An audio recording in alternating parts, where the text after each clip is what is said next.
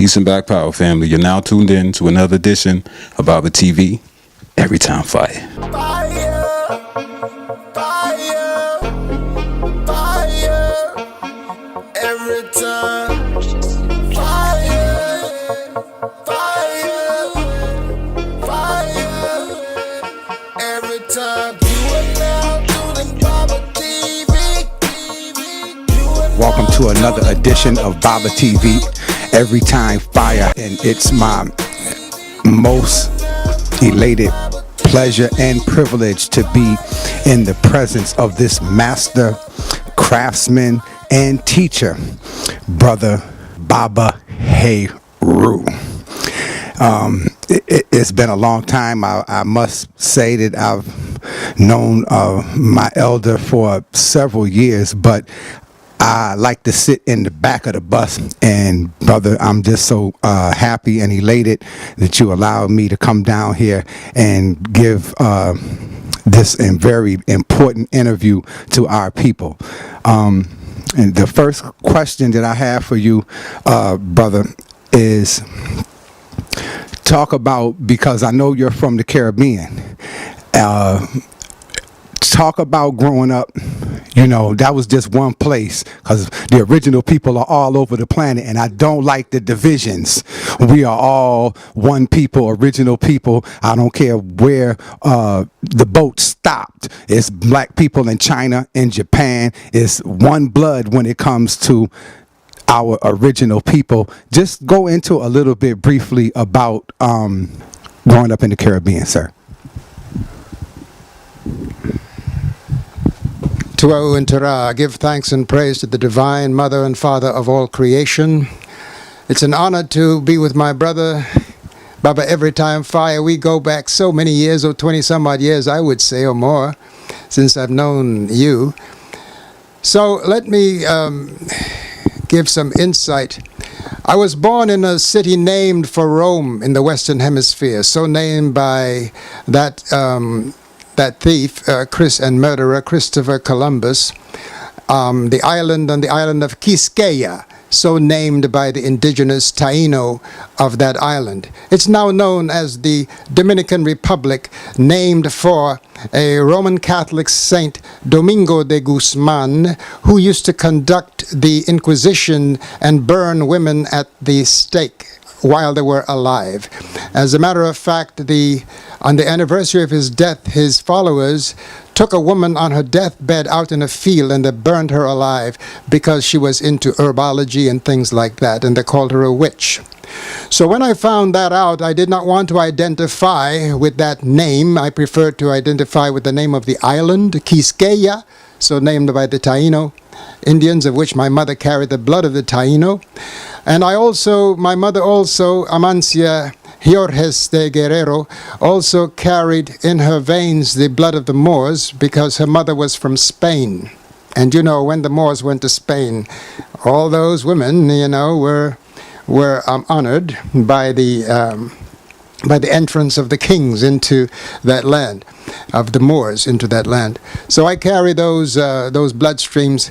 But my father told me when I was very young, my father, he traced his culture back to, and his family line back to the Georgis family of Kush, now called Ethiopia. And he told me from very young, he said, you have so many different bloods running around in your veins, but the oldest is your African blood. Identify yourself as African and you could never go wrong. And that should go for all humanity, really, because the anthropological evidence shows that that's where life began on this plane at this time in our turning.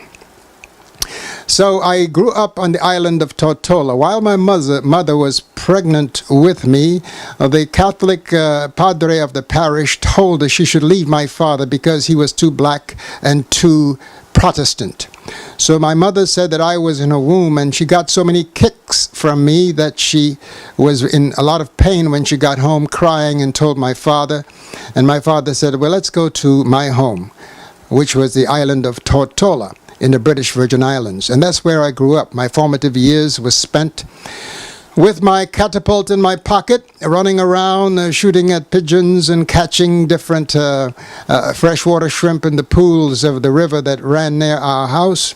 So I had a very wonderful childhood.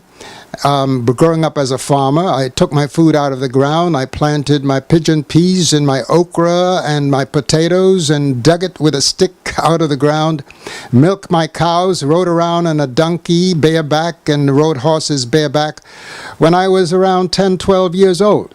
So this was my basic background. And growing up in the British educational system, of course, as you can hear, it has affected my speech patterns. And I found that when I came to America, that created a problem because I was told that I was talking white. And when I spoke the island talk, you know, that broad talk people from the islands talk with, they said I was a coconut. So I couldn't get in. And my brothers and sisters, and from day one, my father said to me, the most powerful Africans in the world, you'll find them all in New York City because they come from all over the continent and they're settled there. And so he said, that's where Marcus Garvey, he was a Garveyite, and he said that's where Marcus Garvey had his beginnings, and he gave me a mission from when I was a boy. He gave me the password Tutankhamen, and he told me to pull on that name as a thread to discover the beauty of our culture. I didn't quite comprehend what he was saying, but as I grew up and he kept asking me, are you on your mission? I would say, well, yes, Papa, but I really wasn't because I was too busy trying to play. And my father was a very strict man that whenever he came, my play stopped and it was about go into, there's some sums on the blackboard, some fractions and some decimals, work them out. And or he would say, do the buttonholes on these people's suits and pants because he was a tailor. And so I learned very young how to make buttonholes and how to overcast the inseams of pants long before they had the Mero machine that prevents the garments from unraveling. So this was some of my background. When I went to the elementary school in Tortola, there's an exam that they give where you can jump from the 5th grade to the 8th grade. I took that exam and I passed, and I was so happy when I came home. And I said, Papa, I passed. I'm in the... He said, what? What do you mean you passed? You jumped the grades. You trying to avoid the 7th grade, which is the backbone of the British educational system. That's where you get your geometry, your algebra, and all that, trigonometry and all that stuff. How dare you? I thought I was doing something good by, graduating 2 years ahead of time, but no. He was a very strict man, and but finally he settled into the fact that I was going to take that jump, and then he settled into it. But he was a Christian minister, and I used to go to church 3 days a week, Wednesday, Friday, and of course all day Sunday. And something about me did not want to go sometimes. And I remember one time I hid my shoes, and he made me to go to church barefoot because he said, I know you're smart, Alec. And he always wondered how I never got involved in the emotion of what was going on when everybody was crying and praising the Lord. There was something about me that just sat there stoically, but I played a mean tambourine. And so they liked my singing, and my sister and I used to sing in the church. And so that's a little bit of my background in terms of my childhood, growing up on the island of Tortola. From there I went to St. Thomas in the American Virgin Islands, went to school there. And when I came here to America, they said I had already finished school, but they said that you don't have any American history. And boy, did I get American history. I went to Wingate High School for about, I think, a year and a half, and I graduated with a general diploma, steeped now in American history, which I began to study very deeply because I wanted to see what was the matter with us here in this country. And I knew what was the matter with us in the British Islands because we were colonized by England, but I did not quite comprehend what was going on here. So I spent some time studying us here, and from day one, I threw my lot in with my brothers and sisters here. But for some reason, they kept pushing me away, and I couldn't comprehend. And then I realized that there was a divide between brothers and sisters from the islands and brothers and sisters here. And that bothered me a lot. And still to this day, it bothers me. At any rate, that's a little bit about my childhood. Thank you very much, BAABA HERU. My next question is, okay, let's go on our journey. I want to jump up to Crown Heights. one of my favorite neighborhoods in the beautiful borough of Brooklyn. I want to go back to when I used to go up on Kingston and Dean with Brother Rafu, and that's how I was introduced to you. And you had your store selling the Sa, or joyery, and Sister Afua next with the Sma Tai We was right across the street. We pulled up one day, and there was this limousine outside of the Queen Afua's store, and I asked Rafu, I was like, wow, I wonder who's in there. He said, I don't know. And just as I said that, out pops Ben Vereen. Now, it's my understanding that he had cancer back then. I think that was what he had. Did he have some kind of sickness, and that Queen Afua cured him? Talk a little bit about that and Crown Heights in general. Okay. Well, I don't know exactly what his issue was. I knew that he came to Queen for healing, and he was very successful. And my brother used to take him, my brother Paur, who conducts the Soul Sweat every month. He took him to the Russian steam, and helped him to overcome whatever he was dealing with. So yes, he used to come, and he used to also worship with us in the temple area there, in Brooklyn, Kingston, between Bergen and Dean. And as you recall, on all four sides of that, of Dean, Bergen, Kingston Avenue, I had artists to paint the various scenes of our legacy, specifically the Nile Valley legacy, and so that was a great time with my then wife, Queen Afua, who is one of the greatest healers. I have watched her, how she inspires people to heal themselves, because that was her thing. She would say, this is a lifestyle. You're not just going to come and keep coming back here. You have to come, do your fast, learn the principles of healing. And of course, I assisted her as an editor in her first book, Heal Thyself for Health and Longevity. And of course, after that, years later came Sacred Woman, but we can talk about that later. But my experience with Queen, I was already a vegetarian, but I had to become even purer because I was a starchitarian vegetarian, like most of us are. And so I began to fall in love more and more with the green.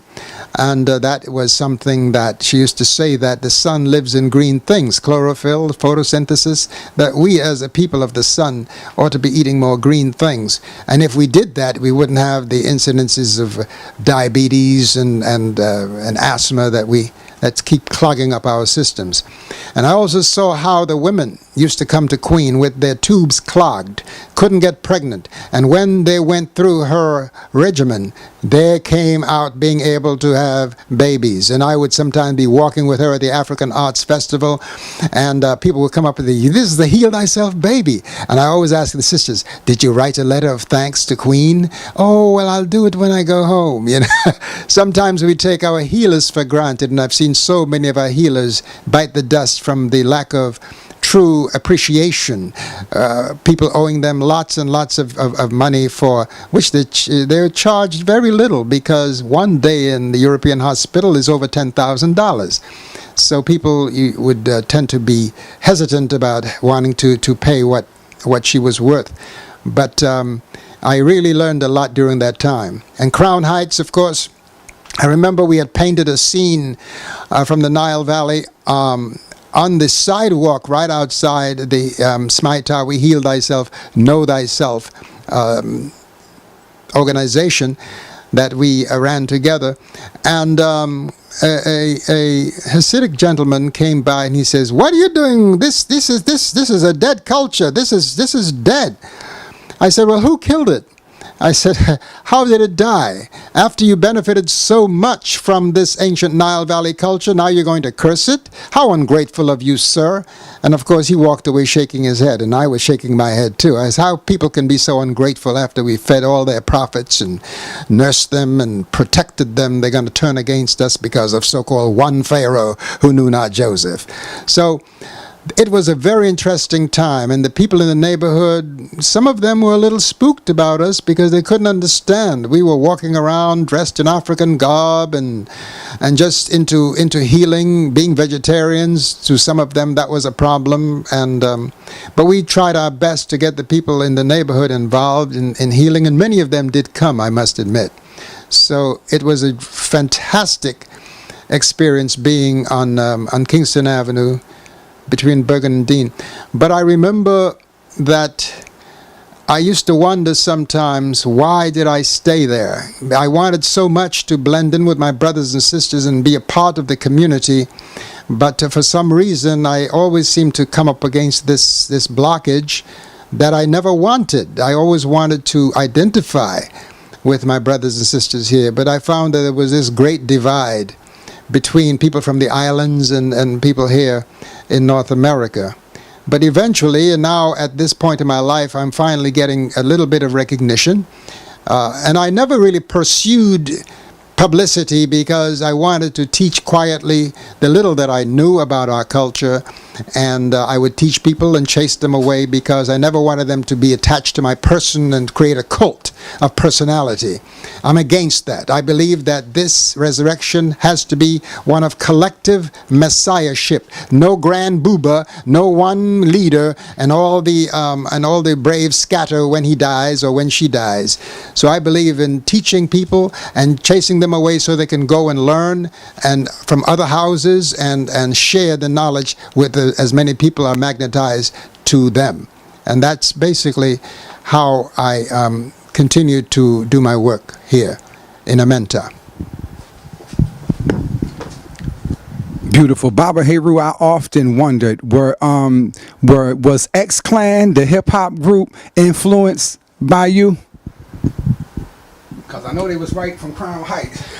I can't take too much credit for that. I know that their father, Sonny Abubadika Carson, that he received an Ankh from my hands at the African Arts Festival, where I used to give the Ankh every year. That was the most prestigious award of the African Arts Festival. And I remember, he remembered that I was a police officer. He would say, you know, you're doing great work, but once a pig, always the pig.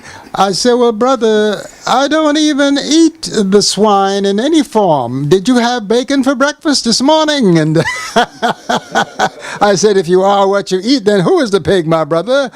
I said, listen, I'm a servant of the people. As a police officer, I stressed that we are servants of the people. We are not their judge, we are not their jury, we're not their executioners. Something which some of us really should learn and practice. Because if you are nice to people, and I used to tell my fellow officers, if you're nice to people, they will let you live and they will cooperate with you. And that's the way in which you can reduce the rate of crime. If you get to know the people in your neighborhood, they will cooperate with you and they will help you to do your work in a way that justifies your presence there. So yeah, so I believe that I did make an Ankh for the leader of the X-Clan. Professor X, yes. I made an Ankh for him, as I recall. And may his car rest. I think he's gone on to his star, hasn't he? Yes, sir. Yes, he has. And but they were doing great work at that time because hip-hop was hip-hop. You know, it didn't yet become gangsta. We were talking about whose sneakers were more fly than the other. We were into the break dancing. And it always bothered me when I was told, oh, you got to break that up. I said, but the people are having fun and they're putting their cardboard down on the sidewalk. And of course, the graffiti was part of the culture of hip-hop in those days. And I always said, there's something about our brothers and sisters putting these things on the wall. I said, they have a memory of having written on walls. But the fact is that so much of the content was missing, you know, from our ancient legacy. When we painted on walls and carved in stone, there was a lot that we put on there for the future generations. But it was good to see that, and it saddened me to see how hip-hop became just an enclave for the youth. When you hit 30, you were considered to be passé. I would hear brothers at the age of 22 talking about back in the day. What do you mean back in the day? You just got here, you know? So there was this, there was almost an anti-elder type of energy growing more and more, especially with the gangster rap. They never wanted to claim African culture, and with that mainstay of African culture of respect for the elders. But I must say that many elders just became old. They did not become wise. And so many of our young people went into a kind of psychological molestation because of the lack of support from some of their elders. So yeah, that was a great time with X-Clan and later on with the other brothers and sisters who were doing relevant hip-hop and relevant spoken word. And I see it's coming back. I see Jay-Z just dropped his 444, tapping into some stuff that we ought to pay attention to, especially the economic part of it. Yes, sir. Now I want to talk about Mutabaruka, the great brother Mutabaruka. How long have you known him, and just, his work? Because, I mean, when you look at what he's doing over in the island, trying to wean our people off that book, and he's doing a great work. That's all I'm going to say. Well, my interaction with Mutabaruka was like this. I would say about 20 years ago, Queen and I went to Jamaica because we wanted to do pilgrimage around the house of Marcus Garvey, which was still standing, because Queen's father was a Garveyite, and so was my father. And we felt we had to make a pilgrimage there. So we went to the radio station. We were asked to come for an interview. And when I walked in the radio station, I heard my voice over the speaker. I says, who's that? Where did you get that? And Mutabaruka says, ladies and gentlemen of Jamaica, the man whose voice you have heard for the last 3 years is in the house. I said, where did you get that? He said, I lifted that off a DVD that a CD that you and Queen made called The Indwelling Healer. I had recited the 42 covenants of Ma'at, and Mutabaruka was introducing them to the people of Jamaica, these 42 ancient ethical guides that our ancestors lived by. And so it was a great time. We spent 3.5 hours in on his radio station, on his radio program called The Cutting Edge. And that was my first introduction to him. And then we went to visit his compound in Kingston. And when I walked into this compound, I see with eyes of HERU unks all over the place. I said, brother, you are living dangerously. Rastaman don't play with no thing called Egyptian. He says, well, they have to deal with the Amabubu Shanti Rasta, and I believe that we have to be paying more attention to the words of Ham, because that's what they refer to us in the Bible. It was later I found out that it was actually in the Hebrew chum, which means burnt, black, or hot. And then later I saw how it was attached to the land, that the northeastern section of the nation of Smaikawi, now called Egypt, after the Greek Aiguputus, which later became shortened in English to Egypt. And I was, in the beginning, I was talking a lot about Egypt. But when I realized that nowhere on any monument, on any papyrus will you find that word Egypt, I said, well, I think I ought to stop using that and use the indigenous names of this land. Another name for that land was Tameri, which means the doubly beautiful, the doubly beloved land. And so I made those corrections. But Mutabaruka, he was so bold to go up against the Rastas of his own clan and the other ones by pushing so much for the Kemetic culture, to wear the ankh, to carry the ankh. As a matter of fact, I remember one of the first Rastas to wear the ankh out in Flatbush. I made a ring for him with the ankh on it, Brother Jacob, and boy, did he go through hell. The Rastamans would rot him, as we say in the islands, for wearing that pagan and heathen symbol. Well, I always say with pagans and heathens are good people because they live in the countryside and they worship the Most High under the canopy of heaven. That's what pagan and heathen means. But nowadays they say it's if you're not Jewish, Hebrew Israelite, Christian, or Muslim, then you're a pagan. So then more than half of the world is pagan and heathen, and that's a usurpation of the moral foundation of first people everywhere. That now the Johnny-come-latelys are pretending that they have a better idea than anybody else who came before them, and they posit that their concept of monotheism trumps what they refer to as polytheism. When in the fact I see these monotheists are murdering people all over the place, and in the name of the various gods, they're conducting wars because they worship a Lord of hosts, and these hosts means war. These are warriors who are going to come into your neighborhood and murder you like Joshua did to my brother Canaan in his land. So again, to see how our brother Mutabaruka, and then Mutabaruka said to me, he said, you're a dangerous man. You know, you're very dangerous because you're coming up against the tree ruffians. I said, well, I'm not coming up against anything. I'm just asserting something that is missing from our comprehension. The fact that we African people must identify with our ancestral legacy. Our ancestors did not go to all the trouble to carve this legacy deep in stone for us to ignore it. But because we jump over the land of the Nile and we go to the northern section of the land of Canaan, which has been usurped by others who are fighting over land that don't belong to either of them, the fact is that when Mutabaruka came, he finally got on a plane and he came, and from the airport, he came directly to my studio, and he says, I come to do 2 sessions with you for my television program. It was winter, but Mutabaruka walked in barefoot, as he always does. He's the barefoot poet.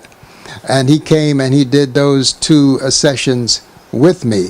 And I think it's very much appreciated because I saw somewhere on Facebook that it had over 500,000 views. And I said, well, I think he's done a great job of trying to spread the word of the Kemetic culture. And one thing about Mutabaruka, he never defamed the Hebrew Israelite culture. He only said that we need to study Cam, because Cam was the one who inherited the knowledge from his father Noah based upon the Bible story. And he said that the other 2 boys, Shem and Japheth, didn't see anything. They didn't see the revelation of Noah. So the one who saw the revelation is their teacher. And it proved out in their own scripture that time and time again they came into the Happy Valley and benefited from contact with the Africans of the Nile. So I want to commend Mutabaruka for his great work. And I know I've skipped around telling his story, but that has been my contact with him. And I think he said he wanted me to come down and do a lecture at the university in Jamaica, and I'm still waiting to hear from him on that. So that's my experience with this great brother, this great Rastaman. Oh, I want to give an apology to my brothers and sisters for wearing these shades. I got something in my eye this morning, and I didn't want to come before you with a red eye, so I'm wearing these shades to cut down on the glare. So that's. I hope you can forgive me for that. I'm not trying to be a Hollywood star by wearing the shades and stuff like that. Now, you said you were from Dominican Republic, is it correct? Quisqueya, yes. All right, that's what I want to know. I'm an African born on the island of Quisqueya. Quisqueya. Now, is that the whole island? Yes. Because I'm Haitian. Well, the other half was called Haiti. Yeah. Okay. And, of course, you know the division between the Spanish and the French. Yeah. The French colonized exactly. 1/2 of the island, and you know. So as a matter of fact, my family name Georges is known as Georges. Sure, yeah. And that was one of the problems my father had, because they thought he was Haitian in addition to being a dark-skinned brother. You know, he caught some hell. They tried to kill him twice because the police chief of the town of La Romana, I think his name was Emilio Franco. He was in love with my mother, but my mother couldn't stand his fat. His fat gut. So she loved my father because my father used to come and court her for 5 years. My father courted my mother before my grandmother Asuncion de Guerrero allowed her to, because they see that my mother wasn't going to let go of my father because she loved him. He would come with his violin and a guitarra, and he would play and charm my mother, and she just loved him with her 40-inch hips and 18-inch waist. He used to talk about that all the time. So, yes. Because I never done my ancestry, I always wanted to. So, majority of the slaves that were brought to Haiti, where were they from? The west coast of Africa. As a matter of fact, many of them were dragged from the east. Don't forget that with the coming of the Assyrians in the Nile Valley at 663 BC, with the coming of the Persians in 525, the Greeks in 332 BC, the Romans in 32 BC, the Arabs in 640 AD, after the death of the Prophet Muhammad, millions of our brothers and sisters became refugees, and they walked and they ran as far as they could from those barbarians as possible, and many of them wound up on the west coast, on the northern section of a lot of the west coast nations. So by the time some of the chiefs of the west had exhausted, and don't forget that a lot of them were being traded because they went south and they went west, and a lot of them were captured by Arabs who enslaved them under their religion, and for 1,000 years before the Europeans got into the game, and they're still doing it to this day, as I always remind people. When they talk about reparations, they never mention the Arabs, what they owe us. Not only for their religion, which Bilal was a spearheader of, but the fact is that they are in denial of the role that our African brothers and sisters played. So again, as Sheikh Diop speaks about in his book, the cultural unity of Africa, he shows that many of the African nations, tribes or families consider themselves as coming from the Happy Nile Valley. The Yoruba particularly, they trace their culture to Kemet. You see, and so even in Ghana, among the Akan, they have names like Ankh Ra. Okay, and Professor Smalls, he talks a lot about how many of the West African families trace their culture back to the Nile Valley, because the whole continent was peopled from the Nile. But let's not mistake and think that it happened up north in the land now called Egypt. It started from the south and from the west. The people coming from the western Sahara that dried up, merging with the Nubians coming from the south. And don't forget that there are older monuments down in Monomotapa, now called South Africa. So we must always, and that's why I'm saying that Africans should give respect to their source. And when they pray, their Qibla should be the Great Lakes around Kenya, Uganda, Tanganyika regions. That's where they should turn. If they're going to turn to any geographical location on this earth, they should turn to the beginning of the sources of the river down in that region, in the equatorial regions of Africa, and likewise in the Afar regions of Kush, the land of Lake Tana, where Ast and Asar first, according to our legacy, came from Kush, Ethiopia. Yeah, because I was recently looking at some pictures of some peoples from Ghana, and I'm noticing that some of the features look like my mother's features. Exactly the same. It's cheekbones, the whole facial structure, everything. So, yeah, that's why I was wondering where majority of Haitians came from. So, Yes. so you. Well, of course, as you know, there were a mixture of different families that ended up in Haiti, and so there is a lot of information that's available today that they can trace their DNA back to that zone. But you see, sometimes I tend to think that many of us have a short memory and can only go back as far as West Africa during medieval times, about 1300 AD. But the fact is that we have been there for a long time. We just did not just begin moving. We have always moved around the equatorial belt of this earth, between the tropics of Canum and Kepara, now called Cancer and Capricorn. That's the paths of Ra, and that's where we have always moved around this globe. We just did not appear out of the ground in Africa and stayed there. We were moving for a long time. We were sailing for a long time. There are currents that would lead you, if you get on a boat on the western shores. I think Thor Heyerdahl, an explorer, showed that he built a papyrus boat called the Kontiki and another one called the Ra, and he pushed off from the West African coast, and it led him straight to South America with the tides alone. Okay, without need for sails, because there's a tide that moves in that direction, taking you from. So we likewise were the first explorers. Don't forget this Christopher Columbus, who bossed us, as Mutabaruka would say, that he had Moorish navigators on board those ships. I was about to say that. Yeah. They say the Moors were the first navigators, but we traveled way before the Moors. Oh, no doubt, way before the Moors, and but that's not to take anything away from the Moors, because they took advantage once they embraced the religion of Islam. And I always wondered why they do that. But again, because many Muslims claim that it's an African system. You know, don't forget that the Prophet was schooled by elder Christians and elder Jews. And that's the reason why when he formulated his religion, he did not condemn them. He considered them people of the book.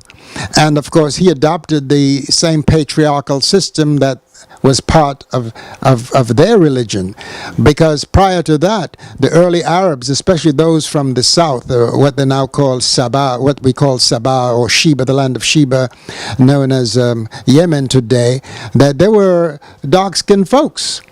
And later, of course, they were invaded by mulattoized Arabs who had been the children of the rape during the Crusades. And that's why you see today many of the Arabs are children of the rape by the Crusaders, who came and went through their women.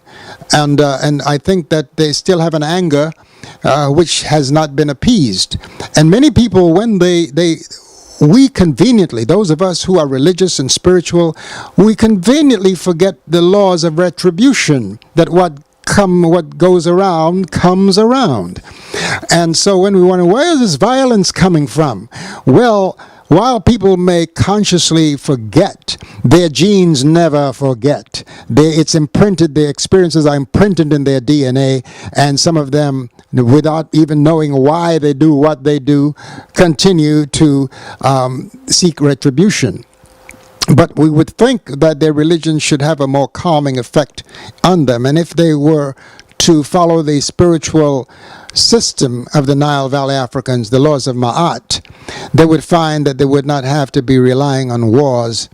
And even though our ancestors had to go to war to defend our nation, it was only because we were being harassed constantly by foreigners who were being moved for various reasons, climactic changes and so on.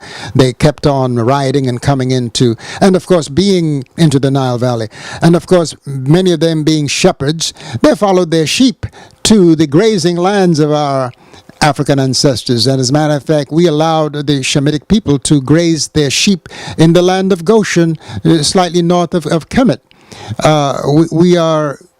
We tend to overlook the fact that Suez Canal has created a psychological separation of the continent of Africa from its property in the northern region, in the land of Canaan, now called Israel or Palestine. And that's another thing, that if people do not admit and come to terms with the fact that that too is part of the African experience, then we will totally lose our way. So we have to claim the totality of our culture wherever we moved to, wherever we migrated to, and we always brought with us the elements of civilization.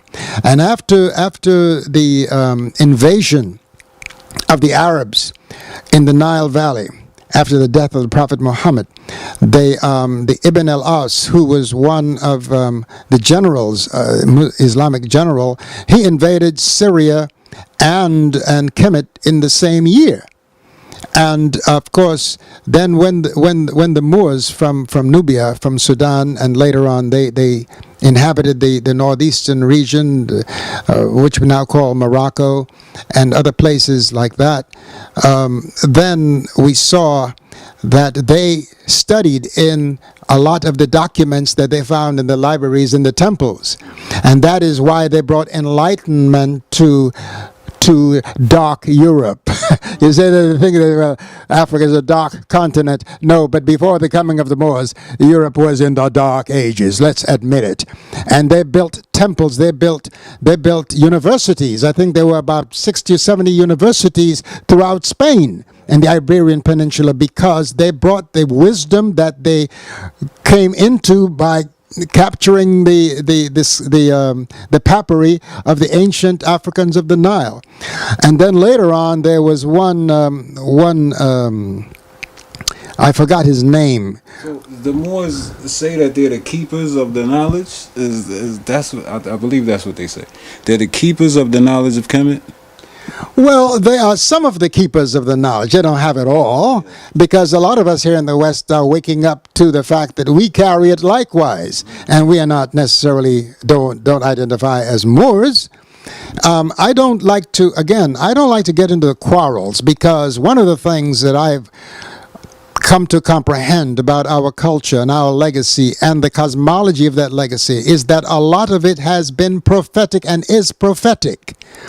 The legend of Asar, that Asar, who represents the principle of transformation and resurrection, Asar is referred to as Neb Amentet, or Lord of the West, or the foremost among the Westerners, which means, as a prophetic comprehension, that the resurrection of the Asarian principles is taking place here in the West. And that's the meaning of the prophecy that the sun will rise in the West, that the sun of higher consciousness is rising here, and it's shining back to our brothers and sisters in the East.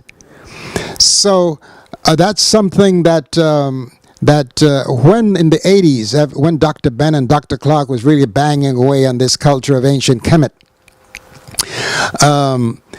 many of the West African brothers and sisters, they began to send their missionaries over to pull us back into the traditions of West Africa, because they knew that if we claimed the Nile Valley culture, we would automatically leapfrog over them. Why? Because in Africa, one principle that is never forgotten is you got to respect the elder.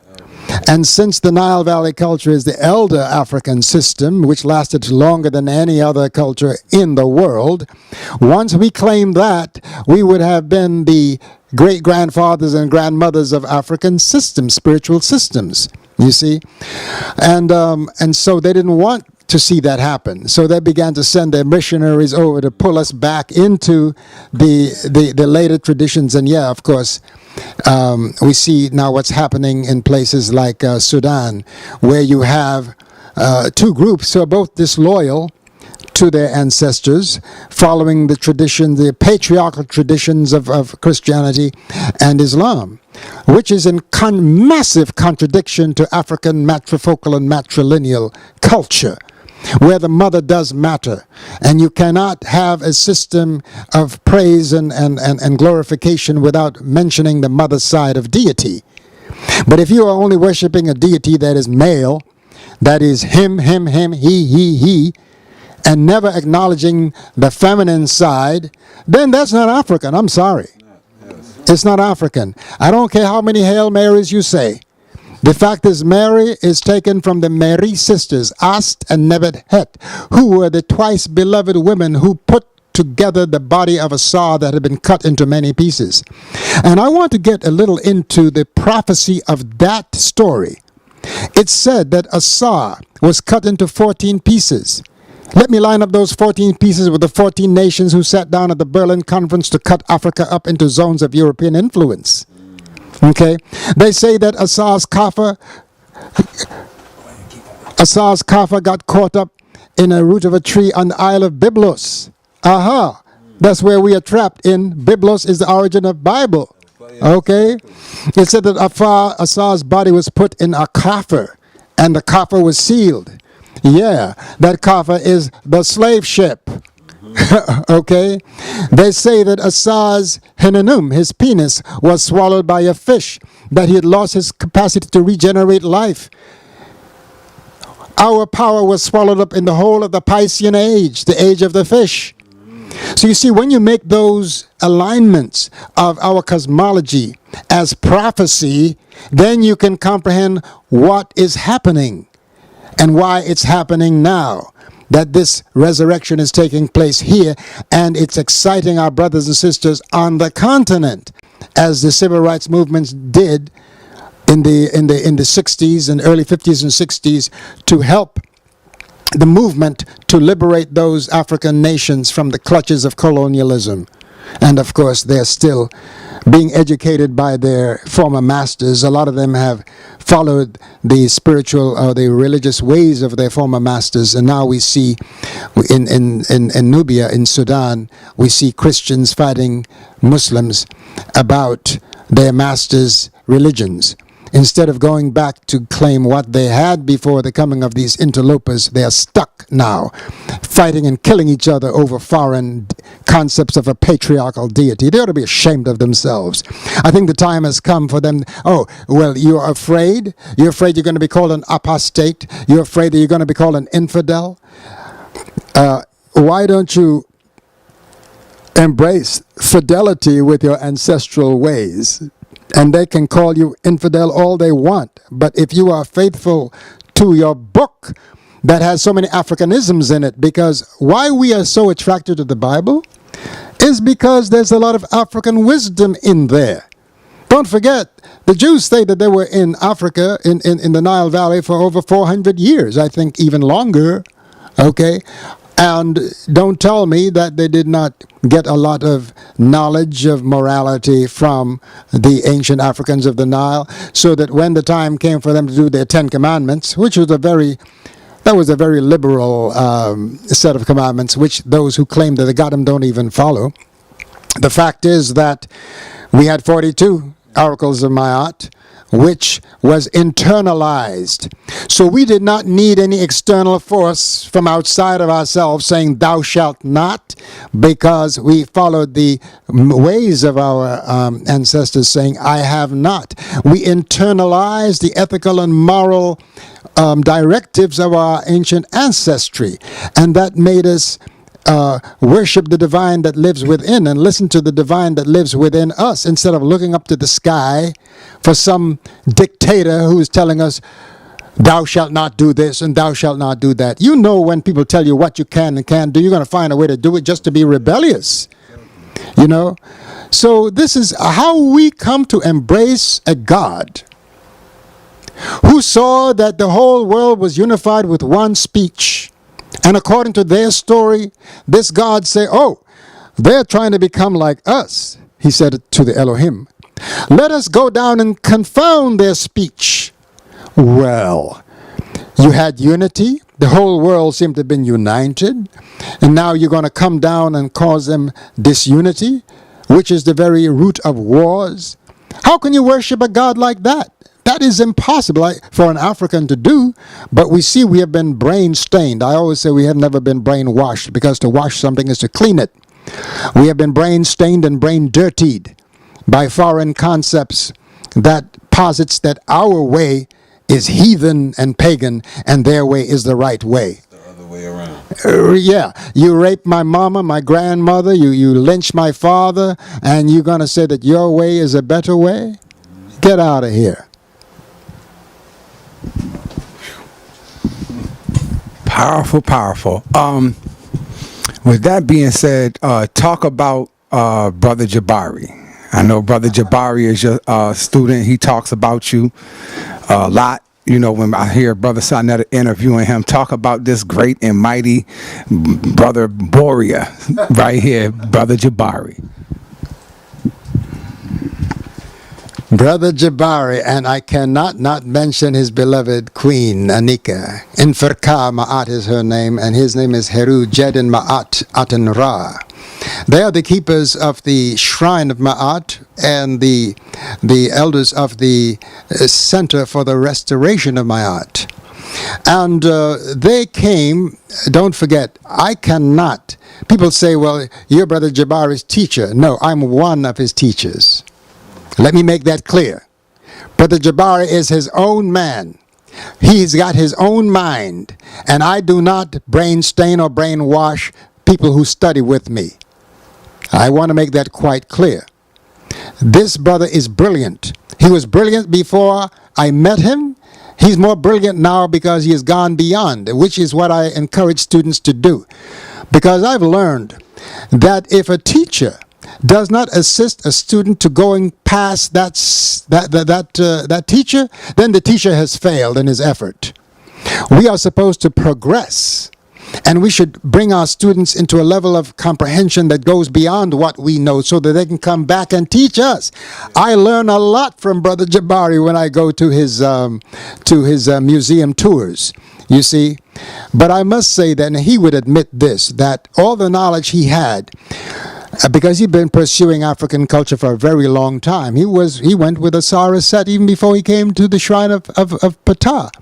But when he came to the shrine of Ptah, he credits me with helping him to organize his knowledge into a workable whole where he could really apply it. And one of the things that I insisted, and this is the great divide between scholars and practitioners. I want to say to the scholars, what's your problem? Why are you bringing us the information if you don't expect us to move on it? You want us just to have knowledge, walking around feeling good about how great we are, and not mobilize this knowledge into practice? This is nonsense. I can never comprehend. I remember, I used to go up to First World Alliance. When I first made the Ankh, I made this key because I was being persecuted when I was on the PD because they considered me to be a militant. And the Manhattan Bridge looked very inviting to me, and because I always said that you have the right to walk off this plane if you so desire, you know, because you volunteered to come here anyway, whether you realize it or not, and you chose your parents whether you realize it or not, and you have the right to leave when you want to leave. But I remember I was under severe stress, and the bridge looked very nice as a place to fly from. But instead, I made a right turn and went down Canal Street, and I got some metal, brass and copper, and I fashioned my first Ankh. And when I fashioned that Ankh, I dropped to my knees and I say, I will never visit that place of consciousness again where I would think of destroying my life. And as long as I carried this, I had made a commitment to life. And so that also had a tremendous effect on the way I policed, because I always used to say a prayer that I would never have to use the gun, which I carried on my right side, and carry my Ankh on my left side, that I would never have to use that weapon to subdue my sisters and brothers, that I would instead find a way to talk to them and prevent crime before it happened by getting the cooperation of the people. But I want to get back on point, my brother, of the question that you asked. Yes, about Brother Jabari. Brother Jabari, they call him the comedic sniper. Because whoever comes up against him, if they are anti-African, they're going to lose miserably. Because you cannot turn against your mothers and fathers and expect to be a winner. It's impossible. The laws of Ma'at will not permit you to do that. So when he comes from that point of view, and because our cosmology is so magnificent, it's so wide-ranging, it's so high, it's so deep, there are so many layers of comprehension of this cosmology that to just come with a purely literal concept of religiosity, you will lose automatically. Now, I'll give you an example. Noah, the first drunken sea captain, builds a boat. If he just was to put the species of insects that exists on this earth, the boat would sink before it even leaves shore. Then where are you going to put the whales? You have a large fish tank for them? Where are you going to put the mastodons and the dinosaurs and the rest of these animals? Where are they going to fit on your boat? By the time they are done shitting, the boat is going to sink. So if you accept that story literally, you'll be in trouble. Adam, we knew Adam as the principle of Atum, the complete one, the completed one. That's why in our legacy, Atum atomically regenerated his life seed and brought forth Shu and Tefnut. Okay? The first of the pairs that came out of Atum's atomic regeneration. They refer to it as masturbation. But we call it atomic regeneration, which is a technique that brothers ought to practice, not to the point of ejaculation, brothers. Hold your seed, recycle it within your own bloodstream before you let it go every full moon or new moon, okay? Because you are petering out yourself, literally. I always said, if Solomon had 300 wives and 1,000 concubines, trust me, he would be brain dead. Because there's no way you can drain that much life force out of your body and out of your brain and be wise. It's impossible. So that's another story that is taken literally. You would be lost. Okay? So again, Brother Jabari, he read the Bible from cover to cover 4 times. I didn't even do that. I must have read it about once and a half because I was a preacher's son, so I had to get into the Bible. And I remember when I had a conversation with one of the elder Rastas, he came into the room to debate me with 3 Bibles. I looked at him, I said, brother, you've already lost, because I know your book, but you do not know your own father's and mother's book. You don't know anything about the pyramid text, the HERU Emperunger, willfully mislabeled the Egyptian Book of the Dead. You know nothing of that, so you're going to lose. And of course he did. And at the end he admitted, he says, well, you know, we really ought to study more of Ham. I said, no, his name is not Ham. That's a pig's flesh. It's Kim or Chum or Kemet, okay? That's the proper name. And I likewise, and I always say this when I get in front of a camera, there is power in sound. There is power in sonics. How do you think our ancestors were able to levitate those blocks weighing over 60 tons on the great Merkut, known as the Pyramid of Giza? Because they were chanting words of power. And English, that language of angles, has messed up our capacity to produce certain sounds. A lot of us cannot roll our R's anymore. I said that before. A lot of us cannot snap the tongue against the hard palate like we used to create the Xhosa language of South Africa. A lot of us have lost so much capacity because our tongues have been colonized. So the first thing we have to begin to do is to decolonize our tongue so that we can pronounce some of the words of our ancient ancestors, because many of these words have no vowels.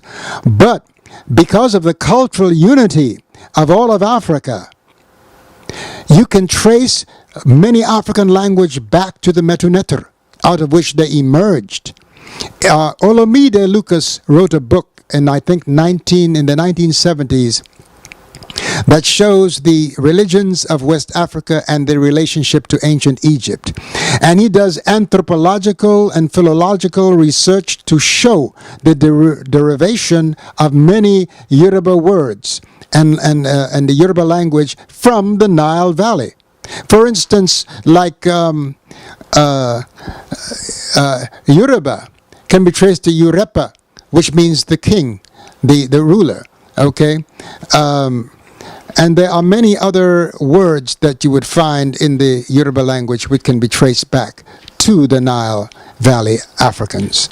So again, we have to begin to do that cross language. And those who say that the Medu Neter has never been deciphered, I beg to differ with you. You have not studied long enough or deep enough to see the connection of so many words in West Africa with the words that are on the temple walls to this day.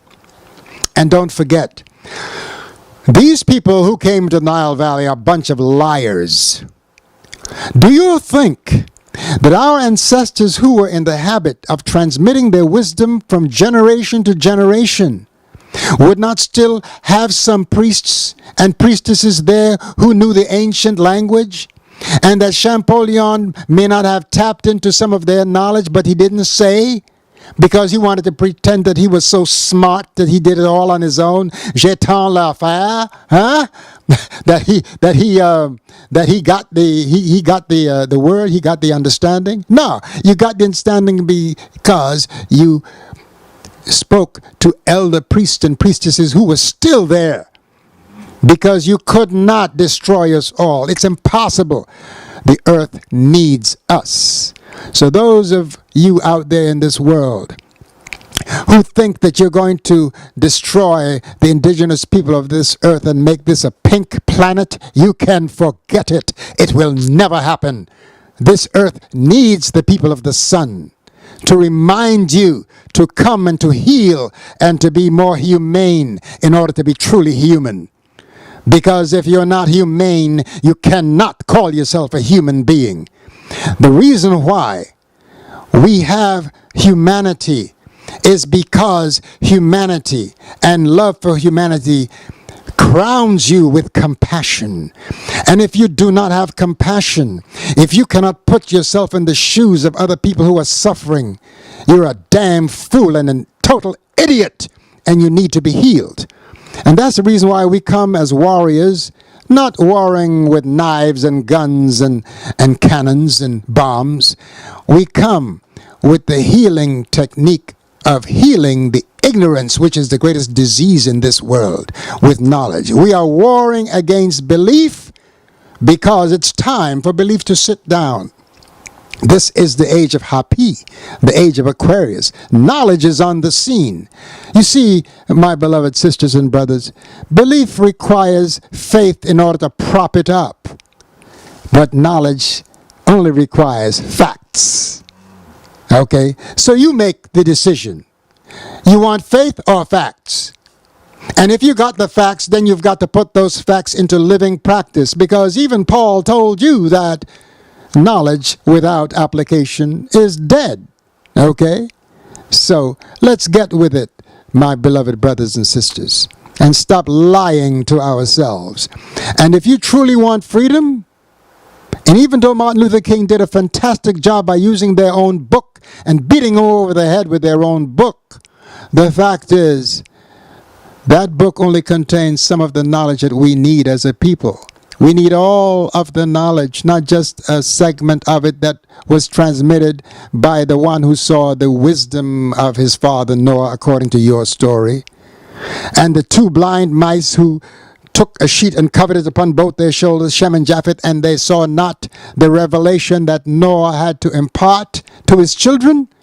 They volunteered to be blind. The one who saw it, Cam, the one you miscall Ham, to associate him with the pig that he's eating to this day, killing himself with high blood pressure. This one got all the knowledge, and it's proven time and time again, because every time you came in contact with the Kemetic people of the Nile Valley, they were schooling you. All you Plato, you Socrates, you people who believe that Greek philosophy and Roman culture is the end all and be all. They had no culture until they came to the Nile Valley. We taught them the art of the bath. They came in funky and we cleaned them up.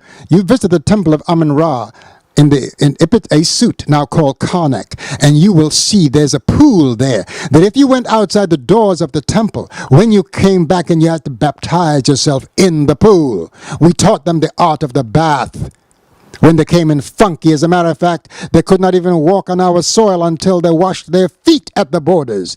And that was supervised by the Mege, who were the keepers of the security of the northern border, the northern flank of our divine Queen Kingdom. And notice I just didn't say kingdom. Those of you who are looking for the restoration of a kingdom, forget it. It will not happen in this Aquarian age. You'll have to wait until the male system comes around again in the age of Taurus, in the age of Amen, in the age of Pisces. And that's millennia and the millennia away. So you better get with the program. You better study the movement of the stars and understand your place in causing prophecy to emerge out of our astronomical mythology, because that's what it is. Instead, you have taken that astronomical mythology and you've tried to make it into spurious history that never was. So get off it. It's time. People say, Baba Heru, aren't you scared to say the things you're saying? Hey, I've got more years behind me than I got in front of me. The cat is out of the bag. It's too late. Our brothers and sisters know the deal. And though most of us brothers and sisters are still trapped in these patriarchal systems, they are seeing how empty they have become. And the only fulfilling thing that they will find in these books is the wisdom transmitted from Africans to those who came among us, who are so ungrateful they don't want to admit what they got from us. Well, I don't think there's nothing left to say after that, Baba Heru. I have taken probably too much of your time, and I thank you very much for, again, giving me this powerful interview and information and education. And I just want to inform the family that who may not know that King Simon Productions is giving a tribute to our elder, Baba Heru Ankh Ra Samaj Sa Pata Baba Heru, the Ankh Man, at the Black Lady Theater, 750 Nostrand Avenue, Sunday, September 24th. For information and vending, call 347-496-1022. Yeah, you know, I respect all teachers, from the priests to the scholars.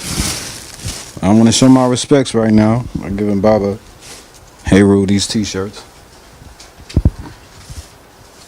You got the Heru. All right, Heru. Look at Heru. Oh my gosh, look at Heru. Wow. I love it. Wow, thank you so much, my brother. There you go, brother. From our legacy, a legacy t-shirt. Wow. The nice suit. Oh wow, then the suit. Look at the Ra shining down Yes. on the suit. That's something we have to get back to, doing some sun gazing. Young Pharaoh teaches us how to do some sun gazing. So you can go to his channel and see some of the great work that he is doing. And I need to say this. There you go. Thank you so much, beloved. Look, let's get together with our culture. Let's get together with our culture and start wearing things with our legacy on it, with our names on it. You ought to be ashamed of yourself, my brothers and sisters, paying big money to wear foreign names on your chest, feet, and behind, considering yourself dressed. You sisters, you spend all this money on the ex-slave masters' names when you go and get the bags that you carry with these foreign names on it. You know, look at how our sister Oprah has to be insulted because she wanted to get one of these people's bags with their names on it. Well, yes, we know the bags are well made. Well, we have craftsmen and craftswomen who make things. We should be supporting our own craftsmen and craftswomen. You cannot buy yourself into respectability, because 444 teaches you that no matter how high you go, they still consider you the N-word, okay? However, we don't give a hoot what they call us. We know who we are. We are the descendants of the Negus Negusti, the king of kings, and the Negas Negasti of Cush. the land of Cush and Nubia. That's who we are. We carry those genes. So I used to say, thank you, Alex Haley, for Kunta Kinte, but I want to hear about the boy they call King Tut. The one that found in 1922 in a manger of gold. The story of this Nubian king has yet to be told. Alex Haley, my beloved brother, get your pen out tonight, for when it comes to the roots of the people of the sun, you have not yet begun to write. You know, they tried to plant our roots. You tried to plant our roots in the Gambia, but we want to hear about our deeper roots in Tasseti and Nubia. Alex Haley, get your pen out tonight, for when it comes to the roots of the people of the sun, brother, you have not yet begun to write. I hope you're hearing me from heaven, Alex Haley. Get your pen out tonight. Hotep.